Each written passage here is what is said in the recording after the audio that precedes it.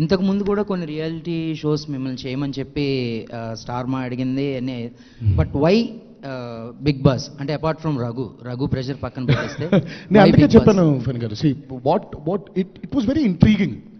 ఇప్పుడు తెలుసో తెలియకుండా మనందరం ఇందాక చెప్పినట్టు సోషల్ మీడియా గ్లేర్లో పడిపోయాం.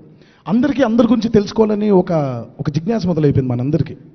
ఓహో ఏం చేస్తున్నారు, ఎలా ఉంటుందో, ఏం అవ్వబోతుందో. So this was the first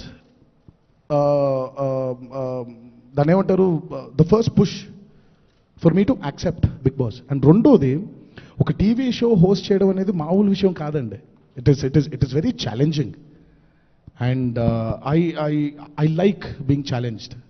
ఇప్పుడు మీరు మామూలుగా నేను గత కొన్ని సంవత్సరాల నుంచి ఎన్నుకునే చిత్రాలు కూడా అలాగే ఉంటున్నాయి.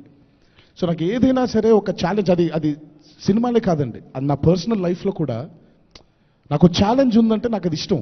దాన్ని వెళ్ళి ఎక్స్ప్లోర్ చేయడం, సక్సెస్ ఫెయిల్యూర్ వీటికి అతీతంగా మనకేదో ఒక లెర్నింగ్ ప్రాసెస్ ఉంటుంది కదా.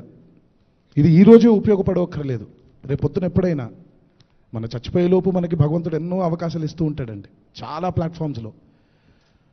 ఏదో ఒక లెర్నింగ్ ప్రాసెస్ ఉంటుంది కదా, ఏదో ఒకటి తెలుసుకుంటాం కదా, మంచో చెడు. సో ఇది ఎక్కువ ఇంట్రెస్ట్ ఉంది నాకు. So that's the main reason why I wanted to accept being a host for Bigg boss.